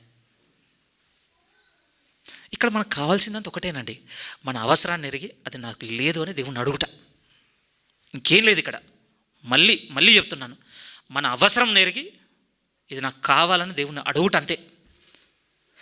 ఇన్ని వారములు ఈ వాక్యంలో నడుచుకుంటే నాకు ఒకటి స్పష్టంగా తెలిసిపోయింది దేవా నా జీవితంలో బట్టి, నీ ఎడల భయభక్తులన్నిటిని పూర్తిగా వదిలేశాను. కానీ ఈరోజు నువ్వు ఒక మాట చూపించావు నాకు బైబిల్లో, అది చూడగానే గొప్ప వెలుగు అనిపించింది. నువ్వు ఇస్తానంటున్నావు కదా, నాకు ఇవ్వు అని అడుగుట, అంతేనండి. మళ్ళీ చదువుతారా? 39 చూడండి ఏమనుందో ప్లీజ్. 39 మరియు వారికిని వారి కుమారులకును మేలు కలుగుటకై వారు నిత్యము నాకు భయపడినట్లు నేను వారికి ఏక హృదయమును ఏక మార్గమును దయచేయుదును. జస్ట్ అడుగుట. బట్ బాగా వినండి, ఎప్పుడు కోరుకుంటామో తెలుసా? చెడ్డ కుమారుడు మంచి కుమారుడు అని వ్యత్యాసం మీకు తెలిసింది కాబట్టి తెలిసిపోయి అడిగేశారు, చెడ్డోడు వద్దు మంచోడే కావాలని. ఎగ్జాక్ట్లీ అండి. దేవుడు తోడుంటే ఒక బతికెలా ఉంటుందో, దేవుడు లేకపోతే ఒక బతికెలా ఉంటుందో అర్థమైతే అడగగలం. అంటిల్ అన్లెస్ అడగండి అంతే. ఇప్పుడు మీరు చెప్పండి, దేవుడు లేకపోతే ఎంత దుర్భరంగా ఉంటుందో జీవితం అనడానికి మళ్ళీ ఒక కోర్సు కావాలా మనకి? చెప్పండి, మళ్ళీ కోర్సు కావాలా? మీరు నేను ఇంతకాలం బతికింది అంతే ఏంటి అనుకుంటున్నారు? పెద్ద కోర్సే, పెద్ద పిహెచ్డీలే అన్నీ. సరిపోద్ది ప్రియమైన వాళ్ళారా. పునరాలోచన చేసుకొని జీవితమును మార్పు వైపు అడుగు వేసుకొని సరిపోతుంది. ఇది మళ్ళీ కొత్తగా ఇంకొక 5 ఏళ్ళు కోరకండి. సత్తం ఇస్తే ఇలాంటి ఒత్తిడి, ఇలాంటి ప్రయాసము, కచ్చ తుప్పలు, ముళ్ళ పొదలు, ఇలాంటి జీవితం ఇంకో 5 ఏళ్ళు ఇస్తే చచ్చిపోతామండి మనం నిర్భయముగా. చాలు ప్రియమైన వాళ్ళు, ఒక అడుగుట కావాలి దేవుణ్ణి. నాకు తెలిసిపోయింది దేవా నా జీవితంలో లోటు, నువ్వు ఇస్తానంటున్నావు కదా, నాకు ఇవ్వు. ఒకసారి కాదండి, ఇంకొక మాట కూడా ఉంటుంది. మలాకి పుస్తకంలోనికి వస్తే ఇది కూడా మన గురించే తెలుసు అండి ఎగ్జాక్ట్లీ. ఎందుకంటే ఇశ్రాయేల్తో మొదటి అధ్యాయంలోనే చూసాం, అయిపోయింది. దేవుడు మొత్తం విరోధంగా నడుచుకుంటున్నారని అర్థమైన తర్వాత దేవుడు ఏమంటాడు అని అంటే 11వ వాక్యాన్ని మీరు చూడండి. మొదటి అధ్యాయం మలాకి గ్రంథం మొదటి అధ్యాయం 11 నుంచి మీరు చూడగలిగితే 11లో ఉన్న మాట ఏమన్నా ఉందంటే, తూర్పు దిశ మొదలుకొని పడమటి దిశ వరకు అన్యజనులలో నా నామము ఘనముగా ఎంచబడు. మళ్ళీ చూడండి, మలాకి గ్రంథము 1వ అధ్యాయం 11 నుంచి. తూర్పు దిశ మొదలుకొని పడమటి దిశ వరకు అన్యజనులలో నా నామము ఘనముగా ఎంచబడును. సకల స్థలములలో ధూపమును పవిత్రమైన అర్పణయు అర్పింపబడును. అన్యజనులలో నా నామము ఘనముగా ఎంచబడునని సైన్యములకు అధిపతియాగు యెహోవా సెలవిచ్చుచున్నాడు.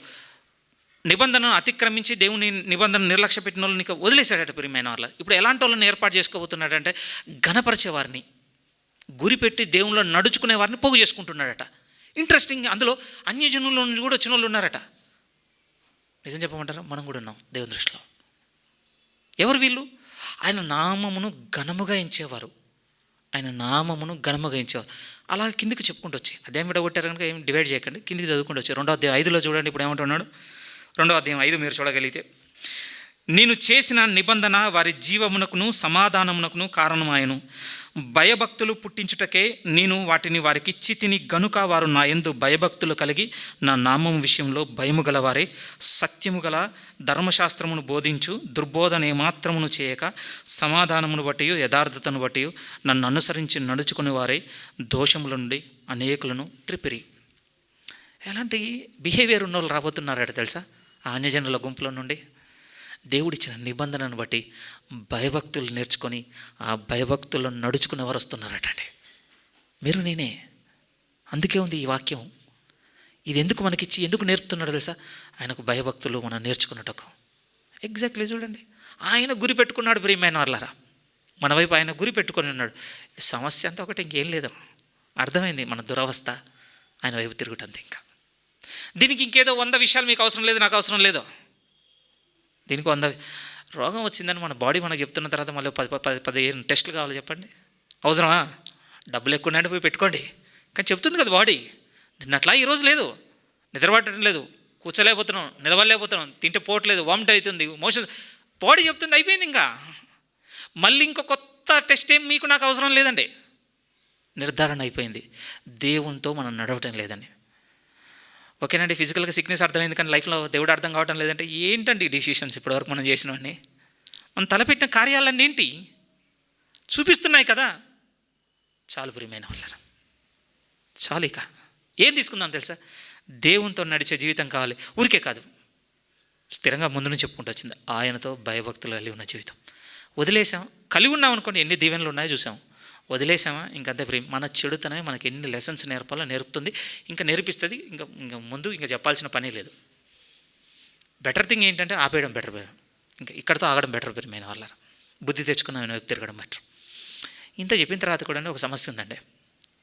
సీరియస్నెస్ రాదు మనకి, సీరియస్నెస్ రాదు. అందరికట్టండి. మన కూడా ఒక రైటర్, నాకు తెలియదు ఈయన ఆ రైటరే అని, ఎందుకంటే అక్కడ ఇక్కడ ఆయన కొన్ని చదివానండి, బిబిలికల్ కాదు, బయట వ్యక్తి. సడన్గా మన అతని ఇంటర్వ్యూ రికమెండేషన్ వచ్చింది. అరే ఈయన ఎవరని చూస్తే ఒకప్పుడు నేను చాలా చదివిన ఆయన అయినా ఓకే అని ఆయన వింటున్నానండి. ఏంటంటే ఆయన లైఫ్ చెప్తున్నాడు, 72 సంవత్సరాలు ఆయనకి. ఆయన చెప్తున్నాడు ఇప్పుడు ఆరోగ్యం ఎలా ఉందంటే ఇప్పుడు పెద్దగా ఏం బాగాలేదని, అందుకోసమే కొంచెం రెస్ట్ తీసుకుంటున్నాను, రైటింగ్స్ ఆపేశాను, బాగుండట్లేదు. ఏమైంది అని అంటే స్మోకింగ్ బాగా అలవాటు ఉండే, తాగి తాగి లోపల చాలా పాడైపోయింది. మీరు ఇంత చదువుకున్నారు కదా, ఆరోగ్యం పాడవుతుందని మీరు ముందే గ్రహించొద్దా అంటే అది ముందే చెప్పింది కానీ సీరియస్గా తీసుకోలేదండి అని చెప్తున్నాడు. నిజమే, ట్రూత్స్ అలానే ఉంటాయండి. మనకు కూడా ముందే చెప్తుందండి దేవుడి లైఫ్. దేవుడు మనతో లేదు, మనకు సైన్స్ ఉన్నాయి ప్రియమైన వాళ్ళ. ఎప్పుడు సీరియస్ అవుతామని తెలుసా అండి, ఇంకా అయిపోయింది, ఇంకా మీరు ఇట్లే ఉన్నారంటే ఇక టాటా, ఫోటో దండ మాత్రం మిగిలింది మీకు, ఇక ఇంకేముండదన్నారు. ఆ రోజు వస్తుందండి. బహుశా దేవుని ఎడల భయభక్తులు కలిగి ఉండాలి. ఇంత విన్న తర్వాత కూడా అడిగేందుకే ఏం తెలుసు, మనం డెడ్ అండ్ వచ్చినాక చూద్దాం, డెడ్ అండ్ వచ్చేవారం చూద్దాం ప్రియమైన వాళ్ళ. అవకాశం లేదండి కాదు, చెప్తున్నాను కదా. ఇక్కడ దాకా నడిచి ఆ ఎండు కూడా చూసి అప్పుడు నేను డిసైడ్ అవుతానంటే వచ్చే వారాన్ని నేనైతే అవకాశం ఉంటుందని అయితే అస్సలు ఉపదేశించనండి. నిజంగా నేను చేయలేను ఆ విషయాన్ని, ఎందుకంటే బైబిల్ వాక్యం మీతో అంత స్పష్టంగా మాట్లాడుతుంది. క్లియర్, ఆయన విషయంలో క్లియర్. ఏ రోజు మీకు ఇచ్చే హోప్ ఏంటంటే తిరుగుదాం ప్రియమైన వాళ్ళ ఆయన వైపు. దేవుడు మళ్ళీ మనల్ని కట్టగలిగిన సమర్థుడు.